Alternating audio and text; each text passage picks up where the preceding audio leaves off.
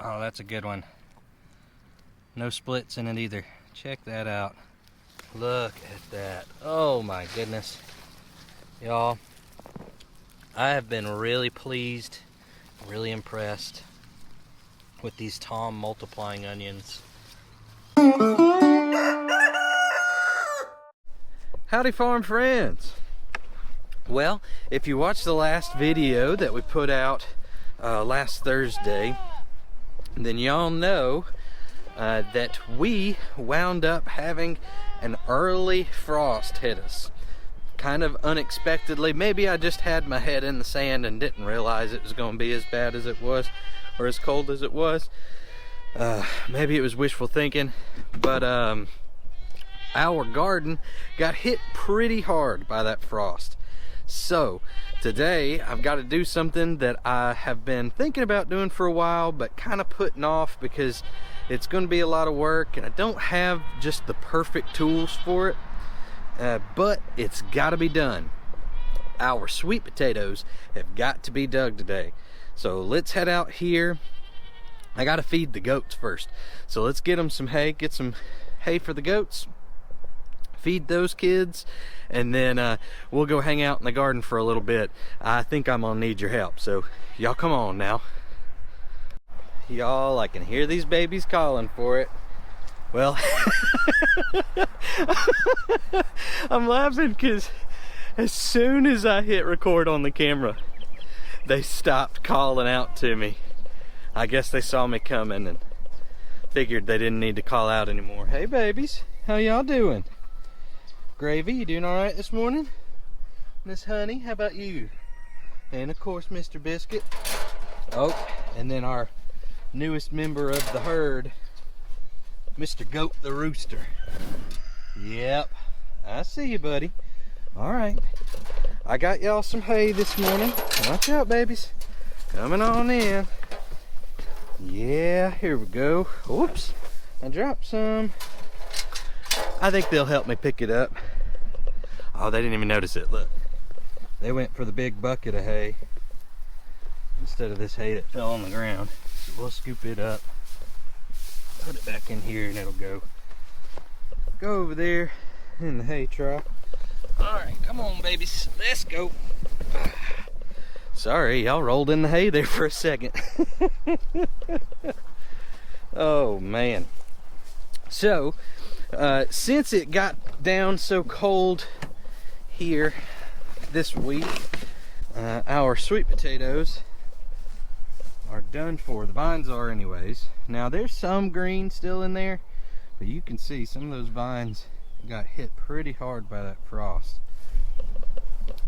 And I have been told by several folks that I trust, and heard it from the old timers too, and y'all know I trust the old timers, that once your sweet potato leaves get hit by frost and start to turn black and that dark purple blue color, that you gotta dig your taters real soon. So that frost was night before last and early yesterday morning. I think I'm gonna be okay having waited until today to get it done, but we'll see. I think I'm gonna be all right though. I think I had enough time to take that little bit. I had too much work to get done yesterday off the farm to worry about these sweet potatoes, and so today I'm gonna take a little bit of time, knock out these sweet potatoes, and maybe get a little bit planted today. Let's get in here and take a look at the sweet potatoes and get our plan together. So I mentioned I don't have all the right tools that you would typically want for sweet potatoes, and basically the main tool that I don't have that I'd like to have to dig sweet potatoes is a broad fork. A broad fork is think of it as like a heavy-duty pitchfork. You use it just to bust up the soil and loosen the soil a little bit. So what I would do if I had a broad fork was I would get rid of all the vines here, and I would put the broad fork right here, slam it down and push it up. and pull it back, maybe stand on it and pull back a little bit, and it would bust up the bottom of these rows down here and loosen up the sweet potatoes. Oh, I just found a good one. But it would loosen up the soil down there so I could more easily take the sweet potatoes out. I don't have a broad fork, so I'm gonna have to do more digging than what I want to do, than what I typically do in the garden of all these vines. Now, if this was flat, what I could do is come over top with a mower and have the blades up kind of high and just chop the top layer off so that I could get down closer. But since I don't have that much to do, and it's all, you know, relatively clean and simple over here, what I'm gonna do instead is just pull them up by hand, pull these vines out and throw them over to the goats for the goats to eat, because they love sweet potato vines. So let's go ahead and do that, and then I'll go get a shovel and we'll bust it up. So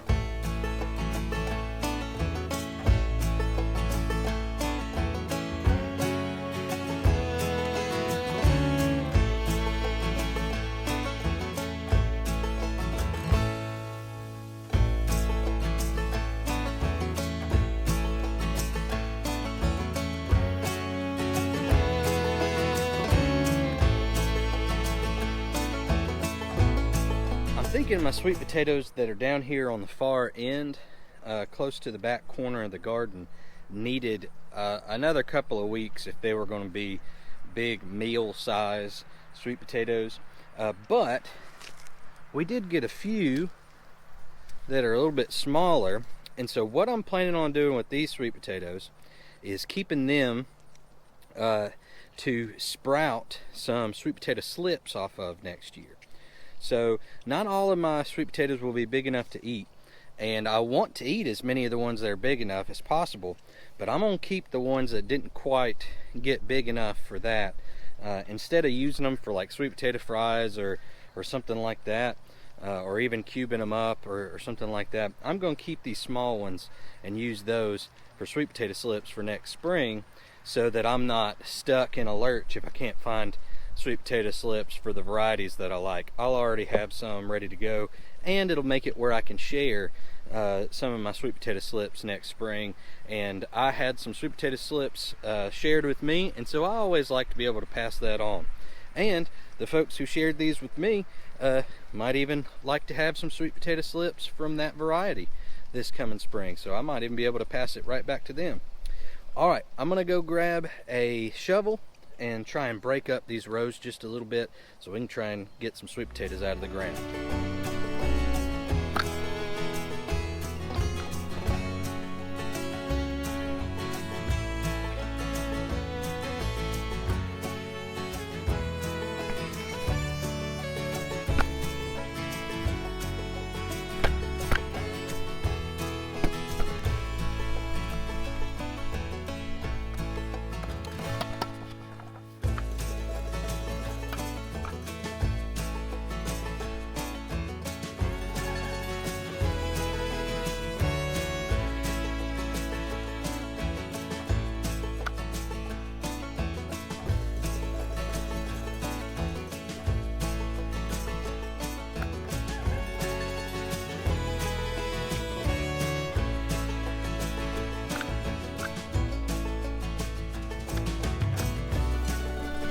All right, whew, that wore me out a little bit, but I did get the whole row busted up with a shovel, and I'm not feeling great about the harvest, the potential harvest here.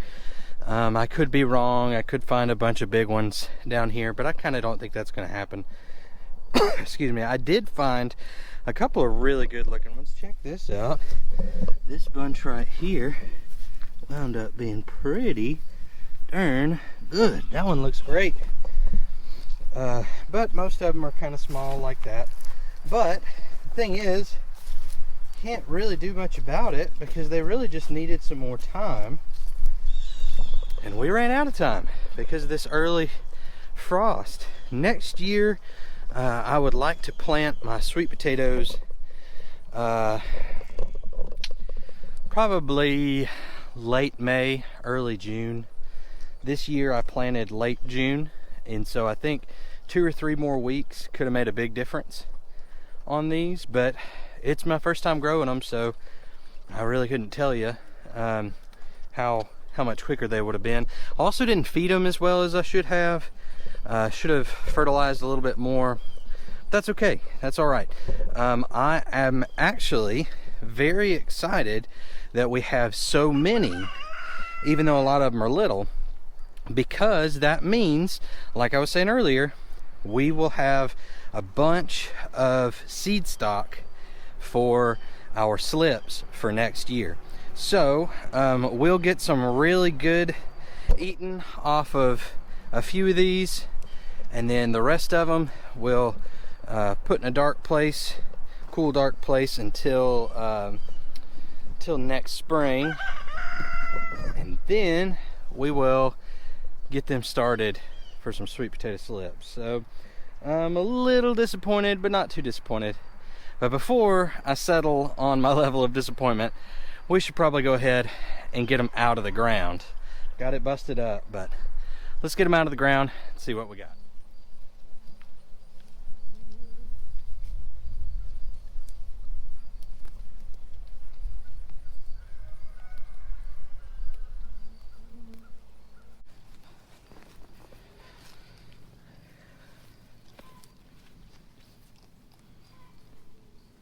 Oh man, y'all, we got a really good bunch right here. I don't know what kind of fertilizer deposit they found right here or what, but this one's really good. I'm trying to work around them so that the dirt doesn't break them. Let's see.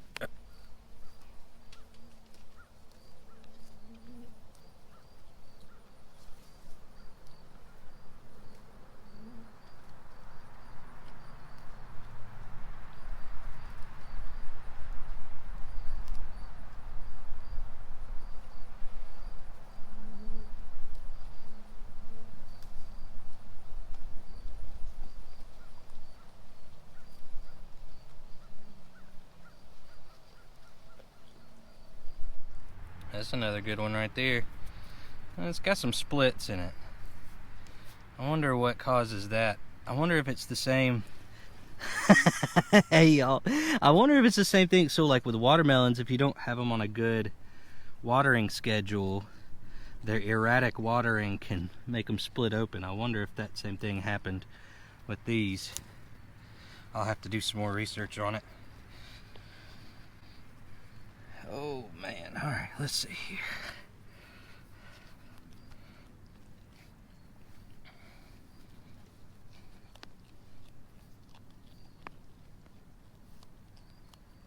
Oh, that's a good one. No splits in it either. Check that out. That looks good. There we go. That's another pretty good one right there. That's an Eleanor size one right there. She'll eat that. I mean, couldn't ask for much more. Check this out. Look. That came out of that one clump. So, if only the whole row was like that. That's okay. It was a good experience, and I learned, so let's keep digging.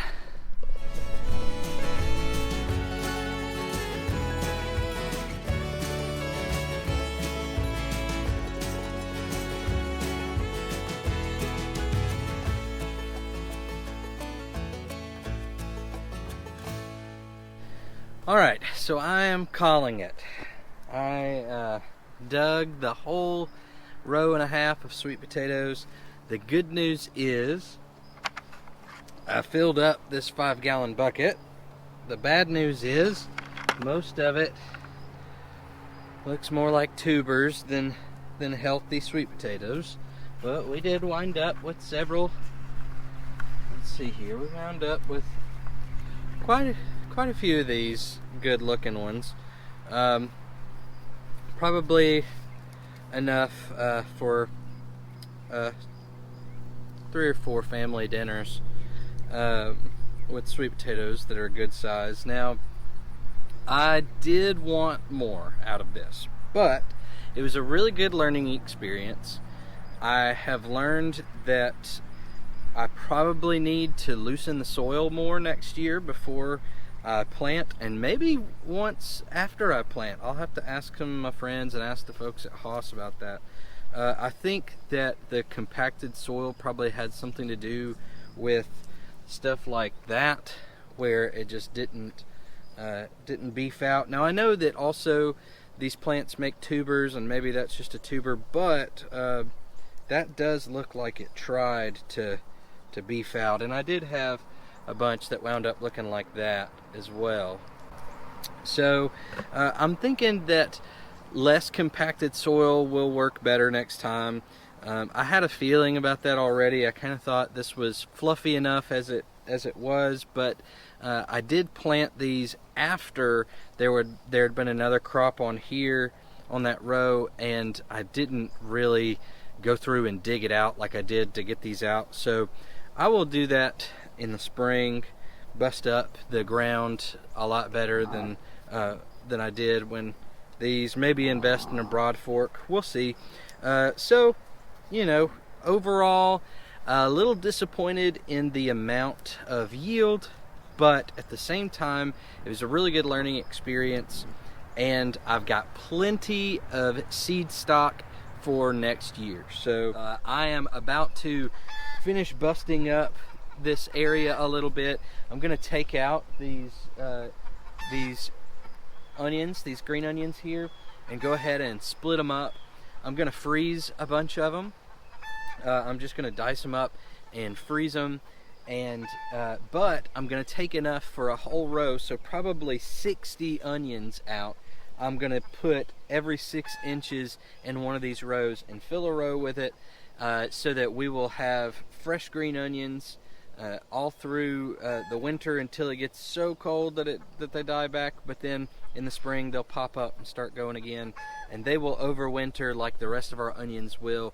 We'll get our onions in from Haas Tools. I ordered onion starts this year instead of onion seeds, just to skip a step and know that I was going into it with some good starts.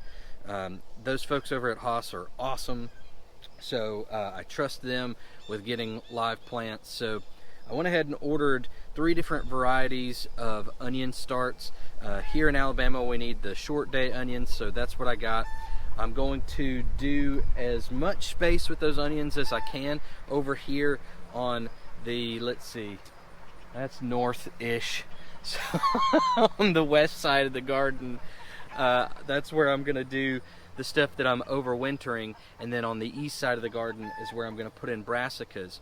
And that is my plan for this evening's work, is to get brassica starts in the ground, because I did get the fencing put up. If you didn't see the last few videos, our chickens came in and demolished my brassica starts the first time that I put them in, which is okay. Most brassicas can take a frost, but just in case, we did have that early frost, so I'm okay with that. So as I put in brassicas over there on the east side of the garden, I know they're not going to get hit with that early frost. We've already got that behind us, and so they'll have a while to get established before the next couple of frosts come in.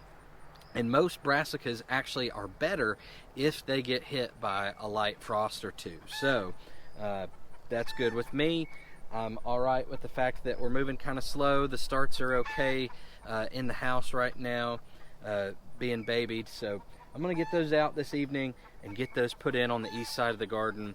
And then over here, the far west end of the garden, we'll have a row of garlic, and then we'll have onions for the next few rows, and then the east side will be brassicas. So I'm gonna take these into the barn and get them out of the sun, and then I'll meet you guys up after that, and we'll see what else we're gonna get up to over here. So here's something that came out really well. I'm just reaching down here till I get under these bulbs, and I broke it up with a shovel earlier. Get underneath it. Look at that. Oh my goodness. Y'all, I have been really pleased, really impressed with these Tom multiplying onions. Man, I love them. and they taste amazing. They really do. It's a green onion, so all of this is used, and you can use as much of the bulb as you want to. Some people don't like the bulbs as much. Oh man, it's good. It smells so good. This started out as one little bulb, so what I'm gonna do is take the biggest bulbs and plant those every 6 inches along this row. The rest of it I'll preserve, probably chop up and freeze, and use in soups and all sorts of recipes. I actually ate some of the greens, the fresh greens out of here this morning on my cream cheese bagel, and it was so good, so good. But I love these tall multiplying onions. I'm gonna plant this whole row of them this time. I'm excited to have fresh green onions all next year, and to have the stuff in the freezer for during the winter or whenever I need to grab stuff to cook with quickly. It's gonna be good stuff.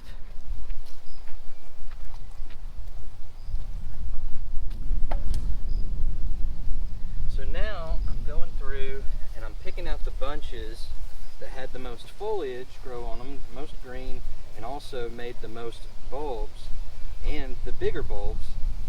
I'm picking those out now. It'll probably take four of these, I would think, maybe 5 of the biggest bunches. And what I'm going to do is those are going to be my seed stock that we're going to overwinter. So I'm going to replant these, the ones that did the best, and preserve the rest of them for cooking, so that the ones with the best genetic material, oh look at that, there's a sweet potato tuber that grew over into this one. Throw that one over there in the bucket. But the ones that did the best here are the ones I'm going to use again, hoping that the reason that they did the best is because they had the best genetic material, and since they multiply like this, they're essentially cloning themselves. So it's basically the same, all of those came off the same mother plant, so they should technically have the same genetics. So hopefully they'll do as well next year. Now, so even after pulling out all of the best looking bunches and putting one every 6 inches, I probably did more than that. I wanted to make sure that I had enough laying out for whenever I go ahead and plant them. Even after doing all of that, I can't even hold on to all of these green onions that I pulled out of that row. Now, this is not the only way or even the best way to harvest the green onions, like these tall multiplying onions. Instead, what you might do is go to a bunch, and I've seen Greg at Haas talk about doing it this way.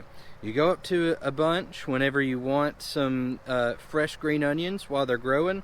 You pull up that bunch, you break one of it off the bunch, you plant that one right back in, and you take the rest of the bunch inside to use for your cooking. And I think that that's a really good kind of sustainable way to do it, where you take the bunch out, you break one off, replant that, and then you've got the whole row still of tall multiplying onions, of those green onions, ready to go anytime that you want some. So that's another good way of doing that. I wanted to pull everything up and pick the very best bunches out this time, since I did have some bunches that didn't do that well. And since it was my first time, and I wanted to go ahead and extend the row all the way down, because I only did half a row. This is half of half a row. Maybe not even, maybe more than half of half a row here, after I took the others to spread out. I mean, these things bring a heavy yield. I wish y'all could smell them, because they smell awesome. I've been eating on them the last couple of weeks, and they taste really good too. It's kind of like a chive flavor, that green onion flavor that you get. But I am in love with these tall multiplying onions, so, and cannot wait to do the that sustainable way of harvesting that I just talked about, where you you plant one of the bunch back in and take the rest of the bunch with you. I think that's going to be a great way to do it. But for now, I got to get these up into the kitchen, washed off, chopped up, and into the freezer. So I'm going to go take these up so that I don't leave them down here tonight, and then we'll see what we're going to do next.